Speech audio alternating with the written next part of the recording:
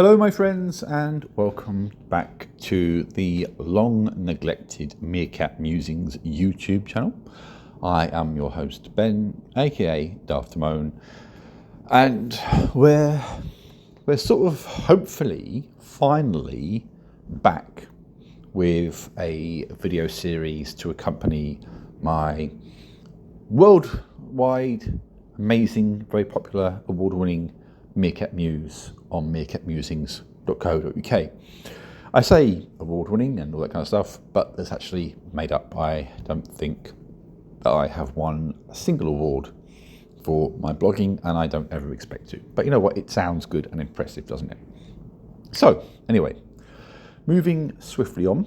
The Meerkat Muse, for those of you who follow it, is a series of, I guess, diary entries, for lack of a better word, where I look back upon the events of the past couple of weeks, what's been going on in Meerkat Musings land, what's been affecting me, what other topics have I felt a desire to talk about, and that pretty much sums it up. And I will dive right in by taking a look at one of the, I guess, biggest events for me personally over the last couple of weeks, which has been work. And to be fair, work is often a big topic of conversation for me because work tends to dominate one's waking life for many, many years. It's no different for me. Things have been changing in my workplace of late. One of my colleagues, the assistant manager, in fact, here at the store, recently resigned and headed on to new pastures. I wish him well, of course. And we are now taking on a replacement who, by the time this video goes live, will in fact have joined us and started. I have only met him the once. However, on that occasion, he struck me as being a very nice guy with the sort of kind of personality and upbeat kind of attitude that will see him fit right in with the rest of the team. And I'm looking forward to working with him. He has the distinction of being American, and I think that will probably generate some discussions as to the differences between the UK and the USA. I'm sure he has a lot to consider in terms of getting used to UK culture, which of course is very different to US culture in some ways. In some respects, things are quite similar, but it's going to be a journey for us all, and I actually am looking forward to it. I hope he's looking forward to it, of course, as well, but I'm sure we'll make him feel very, very welcome. The chances are that he will probably at some point step up to the role of assistant manager, which is fine. My manager here, bless her, she has agonised over this a bit. I know she has because she's told me as to whether or not to offer me the role, just in part because she has seen some improvements in me, but equally because she was worried about upsetting me if I didn't get the role. Now, to be fair, if it was offered, I would say yes.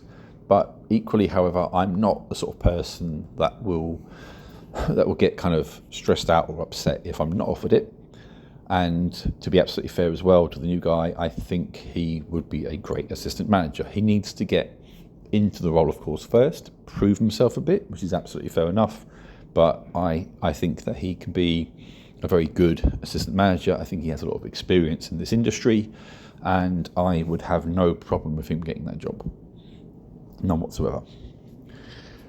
So that's work out of the way, and we then look, of course, to other elements of the Muse. One thing which came up, as it so often does with me, would be strange dreams. I always seem to have strange dreams, doesn't matter what time of year it is. And one of the more interesting dreams of late was the wife and I looking to get jobs as farmers or farmhands for some reason. Now, this is not on the cards, I hasten to add. I have no interest in farming. My wife has no interest in farming. Why we would both decide to get a job on a farm, I have no idea. And from the sound of things in the dream, we'd be working pretty much non-stop. We wouldn't even get regular days off. It would be just an intense non-stop go all the time. And I'm really struggling to understand why my subconscious plucked that idea. I don't know where it came from. I have no interest whatsoever in being a farmhand. Never have, never will. But that's the nature of dreams, isn't it? I mean, dreams tend to pull random ideas out of nowhere, and this could not have been more of the case in this latest one. So that's my subconscious doing what it does best, which is stirring up strange and unusual circumstances. One of these days it will be normal, but honestly, at this point, it absolutely won't be. What else has been going on over the last couple of weeks? Well, as I have spoken about before across more than one avenue, and as I have spoken about quite proudly, I published a book last year, The Awakening, which you can find via my website. It's actually a bookmarked post on Meerkat Musings, so you'll spot that at the very top if you visit the site. It's a sci-fi book about very intense, very pious alien warriors. They're very dogmatic, and they encounter a problem that forces them to re-examine their dogma, but not without some painful growing pains, which will become clear if you read the book. But anyway, I digress a little bit. I'm not talking about the book per se, but rather I'm talking about the royalties that I have had. And I've now had a grand total, if you count the first sort of sales cycle and now the second one, I've made a grand total of £18 from this venture so far. But you know what? It's £18 I didn't have before. It goes to show people have bought it. One of the things I would sincerely love, of course, is more feedback from people who've read it. Preferably good feedback, of course, but I'll take what I can get. But you know what? It's out there. I am getting some sales. I can't ask for more than that. All I can do is to keep on pushing it on social media, and we'll see where it goes. But I am proud of that. I have earned every last penny of that. And that's something, which has come from my own mind, from my own heart. Of course I'm proud of that. I absolutely am proud of that. Truth be told, I've sometimes wished I had access to the Word document I write my stories on when I'm at work, but obviously I'm at work, I have to work, which is fair enough.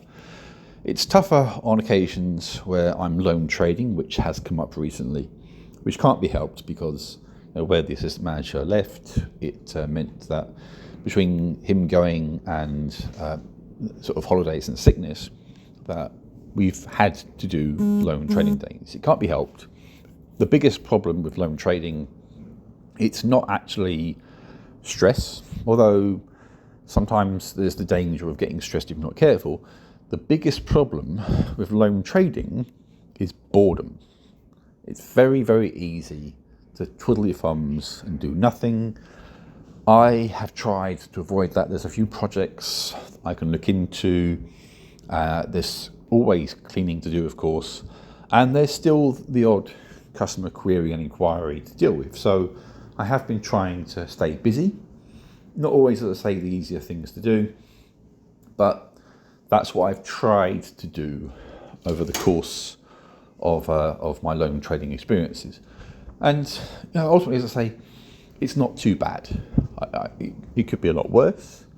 If it was a scenario where we were kind of rammed with customers and you're on your own, in that kind of environment, I think things would spiral out of control very, very fast. So let's take the rough with the smooth, or in this case, the smooth with the rough, or whatever it is, I don't know, and be grateful for positive situations, without a doubt. So, that's where I'm at with that, so to speak, with work.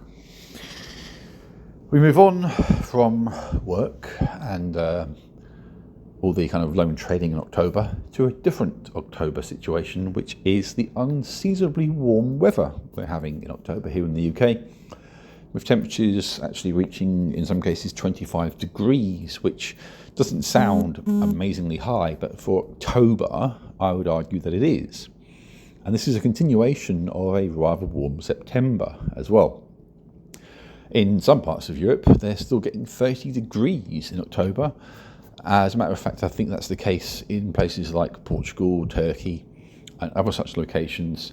And whilst in one sense it's great, in another sense it does speak to a problem that bafflingly still gets denied by some people, and that's the problem of climate change, which I don't think can be ignored. I think we can all play a part in trying to tackle it. I think ultimately the people that really need to tackle this are the big corporations and the big governments that also contribute most to the problem of climate change. And it will take concerted, serious, large-scale action from them to begin to properly address the problem. Will that happen in a world dominated by financial interests? I don't know, but one day we'll all learn the hard way that you cannot eat money. And I just wonder when we'll learn that lesson. But to talk about something perhaps, I don't know, slightly more interesting or less depressing, well, I don't actually know, to be fair. Let's talk a little bit instead about something I've reflected upon in a podcast. By the way, check out my podcast, which is Meerkat Musings as well. I talked a little bit about dynasties and sporting dynasties. And whilst I won't go into length on the video, I just want to say that in a world where we want instant success and often instant financial reward, giving people time to build a sporting dynasty has become a thing of the past. And if we took the attitudes of now to the past, then the legacies left behind by people like Sir Alex Ferguson at Manchester United might never have actually happened. It's worth noting that Sir Alex Ferguson won 25 major trophies with Manchester United. As much as I do not like Manchester United, being a Liverpool fan, it's impossible not to recognise what he achieved at that club. And the reason he achieved what he did was because the owners of the club gave him the time and the opportunity to build a legacy. He took charge of the club in 1986, but he didn't win his first league title until the end of the 92-93 season. And at times, in fact, United seriously wobbled under his leadership in those early years. If they'd sacked him, would United have ever had a chance to build that legacy? Quite possibly not. Short-sighted thinking in the name of instant success might bring you short-term success, but long-term sustainable success is surely the goal of any great sports team. And it can take time to bring about. Look at Max Verstappen and Red Bull in Formula One. They've taken a few years to get there, but now they're back at the pinnacle of Formula One. And the proof is in the pudding, with 3 consecutive world championships for Max Verstappen. What if he'd not been given time? He wouldn't be doing what he's doing now, but he's proven himself, he's earned that right. And it's fair evidence that being hasty with these things can often backfire spectacularly. So yeah, that was my little rant about legacy and dynasties, but we'll move on ahead slightly to a different topic you'll read about, which is namely my poorly daughter, bless her. She has wound up with tonsillitis, which I have thankfully so far avoided over the course of my life. My brother's had it, and he most certainly did not enjoy it, and my daughter, oddly enough, is not enjoying it either. Who would have thought that tonsillitis would be an unenjoyable experience? But there you go, apparently it's not fun. So she is recuperating as best she can from that with some rather unpleasant tasting medicine, but medicine doesn't usually taste very nice, does it? Apart from maybe Calpol, which, you know, as adults we don't tend to have or need because we have stronger stuff, but it doesn't taste as nice. Speaking of my daughter, she has been asking me lots and lots of questions lately. Questions about things like what would happen if the Russian Revolution never happened. She's fascinated by that subject at the moment. She's not doing it in history, so I don't know where the fascinations come from. But she's fascinated by the Russian Revolution and all that kind of stuff. I don't know how to answer her question. How different would Russia be if the revolution never happened? And how different would the world be? What if questions like that are very hard to answer? Of course they are, because you pull one thread from history and the whole thing unravels in some ways we cannot even begin to contemplate. My best guess, really my only guess, is that if the Russian Revolution happened, or rather didn't happen, then eventually I think Russia would have become a democracy in the form of a constitutional monarchy, much like the UK. You know, we have a royal family here, but they have no political power, and I think something similar would have unfolded in Imperial Russia. Of course, I could be completely wrong. It's a guess, as are so many what-if scenarios. You can expand that concept, of course, in many different ways. I mean, what if, for example, Hitler was killed in World War I? Would the world be better for it? Would something else have happened that made things worse? It's very difficult to fathom as to the exact ways in which history changes when you take one thread out of it. It's very hard to contemplate. It makes for some fascinating ideas, especially for stories, but ultimately a very difficult scenario to get to grips with. I'm going to end this muse with the ponderance of something completely different, once again, but also in a way relating to my daughter. She wants to go and see the upcoming Five Nights at Freddy's film, which is due out at the end of October. It ties in nicely with Halloween, but she won't be able to, because in the UK it's been certified for viewers aged 15 and over, and she is not yet 15, she is 13, as are many of her friends who would also like to see the film. It's interesting because in the USA it's got a PG-13 rating. The equivalent rating in the UK is 12A, and the idea basically is that through those ratings you get more bums on seats and therefore more money.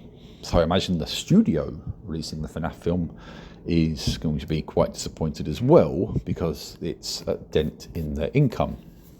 But for whatever reason, the UK certifiers have seen things differently to their US counterparts, and they have given the film a higher rating over here.